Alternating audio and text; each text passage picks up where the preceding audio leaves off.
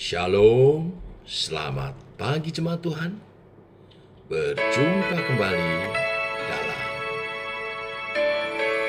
doa pagi online. Tuhan penebusku.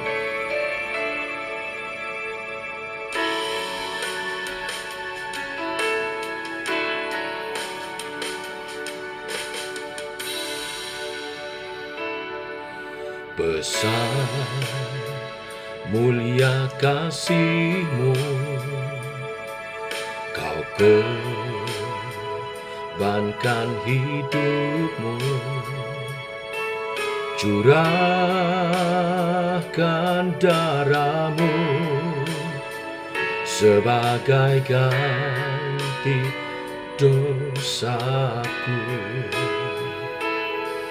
Kau berikan harapan di dalam kesesakan.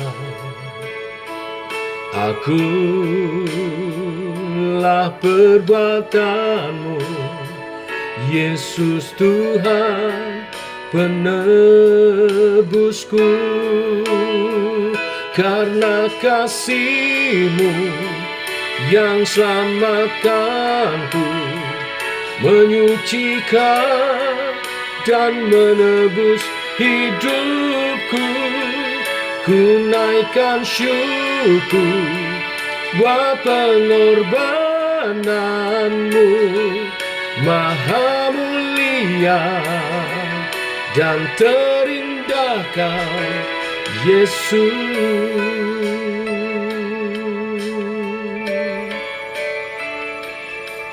Kau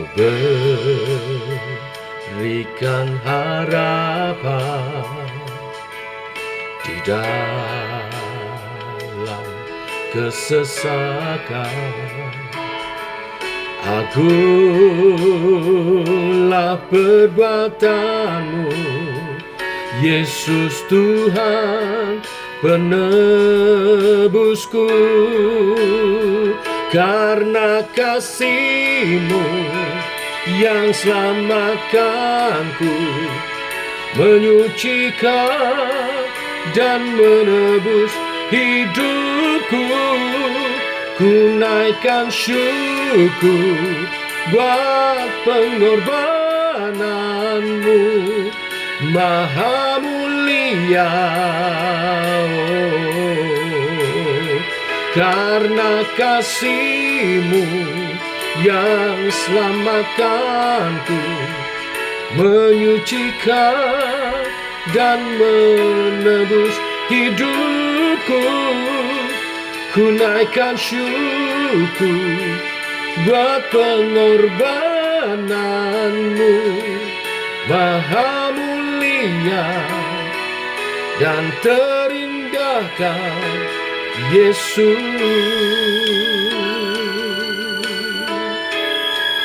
Kau mulia,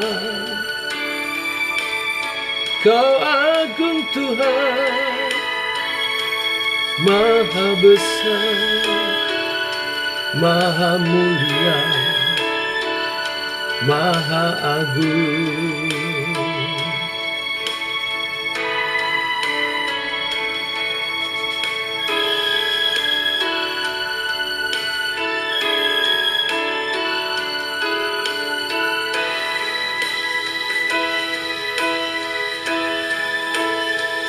Karena kasih-Mu yang selamatkanku, menyucikan dan menebus hidupku.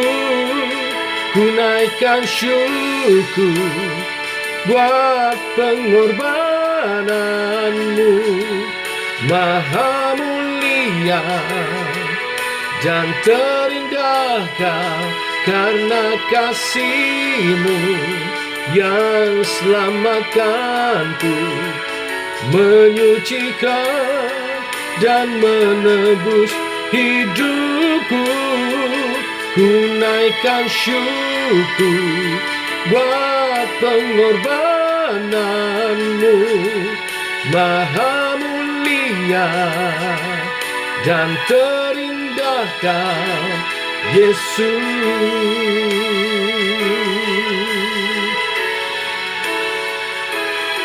Maha mulia dan terindah Kau, Yesus.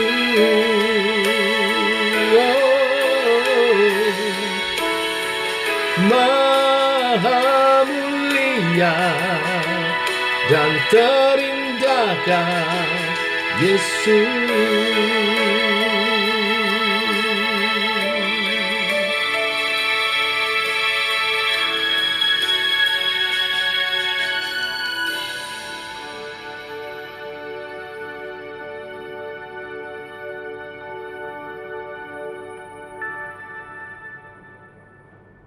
Tiba waktunya untuk kami merenungkan firman-Mu. Firman-Mu-lah suluh dan terang bagi jalan kami. Berfirman Tuhan, terangi jalan kami, tuntun langkah kami. Oleh kebenaran firman yang sebentar kami renungkan. Dalam nama Tuhan Yesus Kristus. Amin.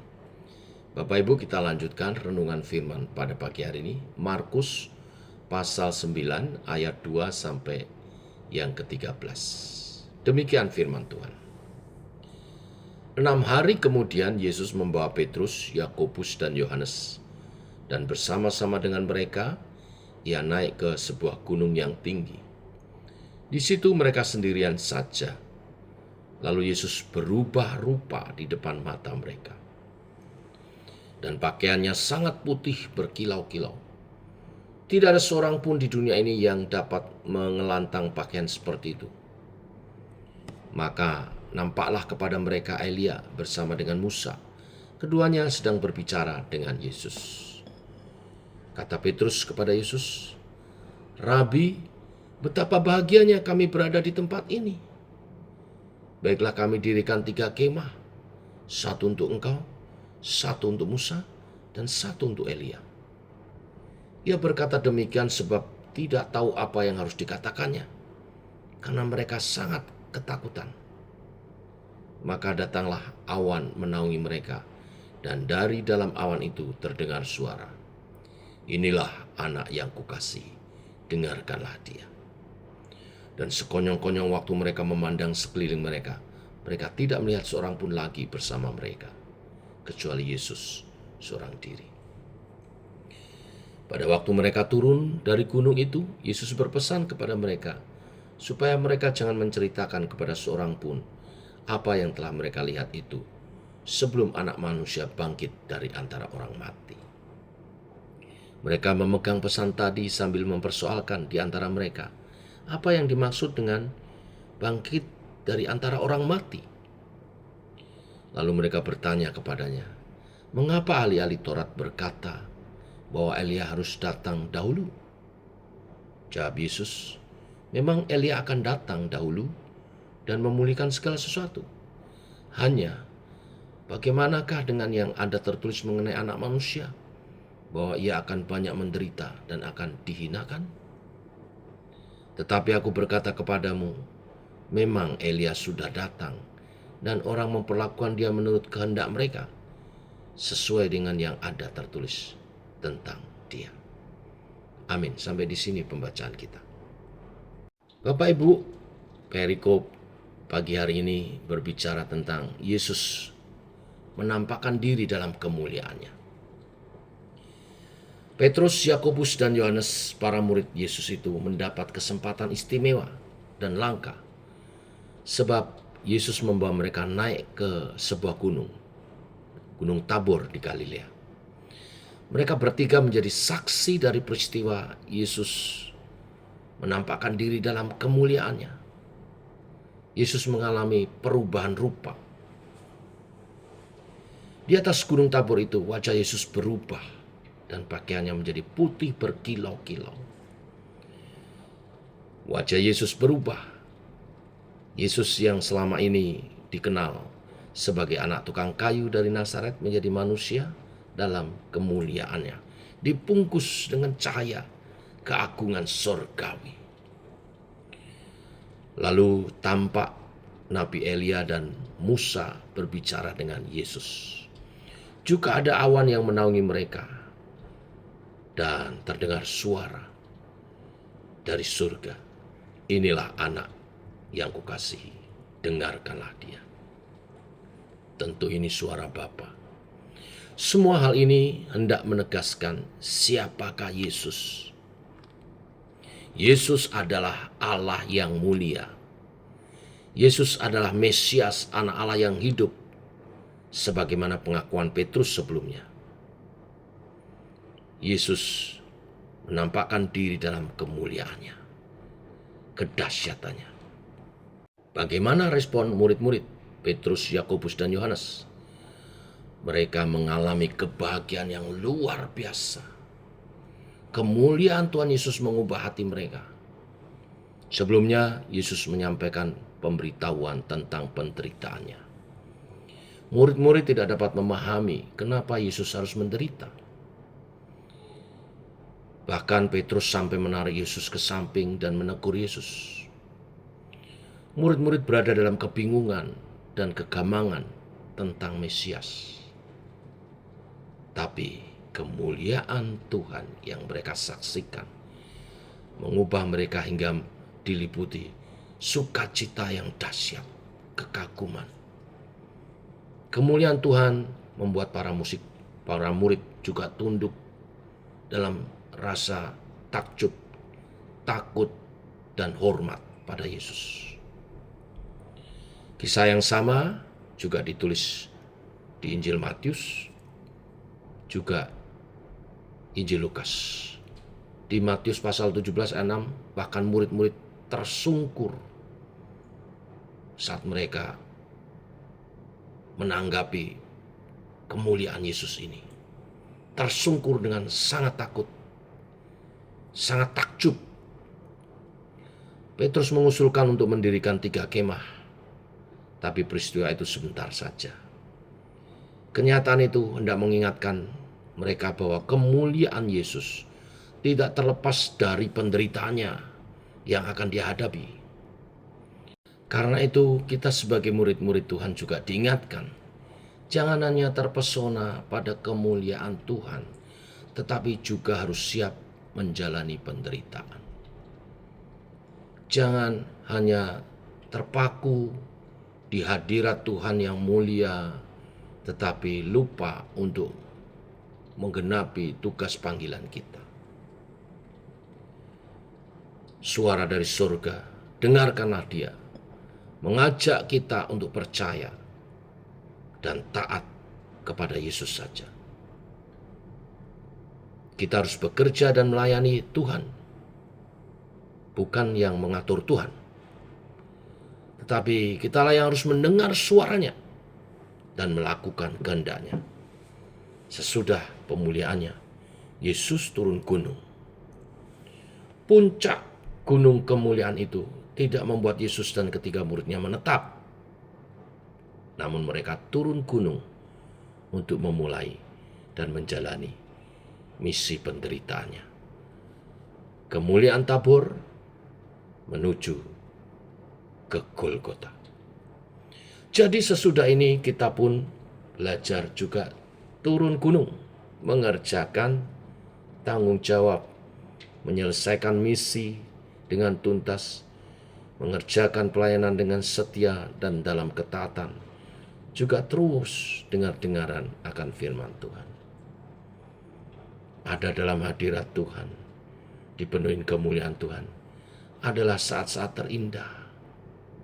Seperti pujian mengatakan, saat terindah di hadirat-Mu, berkat melimpah ada padamu, ku dipulihkan, dan banyak lagi berkat saat kita ada dalam hadirat Tuhan. Tetapi sebagai murid Tuhan, kita tidak dipanggil hanya untuk menikmati kemuliaan Tuhan dalam hadiratnya. Kita harus turun gunung, menjalankan tugas panggilan kita, menjalankan pelayanan pemberitaan Injil kita. Kita sekarang tidak melihat langsung kemuliaan Yesus seperti Petrus, Yakobus, dan Yohanes. Tapi sadarlah kita bahwa kemuliaan Yesus sedang dinyatakan di tengah pekerjaan umatnya. Kemuliaan Kristus mesti membawa kita semakin setia melayani. Dalam kerendahan hati, para pelayan Tuhan, pengurus gereja, dan setiap jemaat adalah orang-orang pilihan yang istimewa untuk bekerja di dalam ladang Tuhan. Memberikan kita sebuah kesempatan, Tuhan memberikan kita sebuah kesempatan untuk mengalami kemuliaan dan mujizat-mujizatnya melalui pelayanan kita juga. Seperti Kristus menyatakan kemuliaannya di depan murid-murid, kita sebagai murid-murid Tuhan juga menyatakan kemuliaan Tuhan kepada orang lain melalui pekerjaan pelayanan kita. Ketika ada kesempatan kepada siapapun untuk menyaksikan kemuliaan Allah, itu adalah anugerahnya. Itu bukan karena kita layak dan pantas, bukan pula karena jasa amal dan kebaikan kita. Semata-mata kita dilayakkan karena anugerahnya. Karena itu kita mesti menjalankan semua tugas dengan penuh tanggung jawab dan kerendahan hati. Rajin, taat, dan konsisten. Biarlah kebenaran firman hari ini memberkati kita semua. Tuhan memberkati. Mari kita berdoa. Bapa, kami mengucap syukur pagi yang indah, berkat-Mu melimpah, kesehatan, juga tuntunan kebenaran firman. Untuk sepanjang hari ini kami belajar memuliakan Tuhan dengan memancarkan kemuliaan-Mu melalui pelayanan yang Kau percayakan kami kerjakan. Baik percaya pelayanan gerejawi maupun pelayanan kehidupan kami sehari-hari yang kami persembahkan bagi Engkau. Melalui keluarga kami, melalui pekerjaan kami, melalui segala sesuatu yang kami kerjakan. Urapi, pimpin lidah, mulut, bibir hamba-Mu, anak-anak-Mu. Tingkah laku perbuatan kami memuliakan Tuhan, memancarkan kemuliaan nama-Mu. Biarlah Roh Kudus menuntun sepanjang hari ini kami menggenapi kebenaran firman. Demikian doa kami menyertai sepanjang hari ini perjalanan kami dalam nama Tuhan Yesus Kristus. Amin. Demikian saudara doa pagi kita. Selamat pagi. Shalom.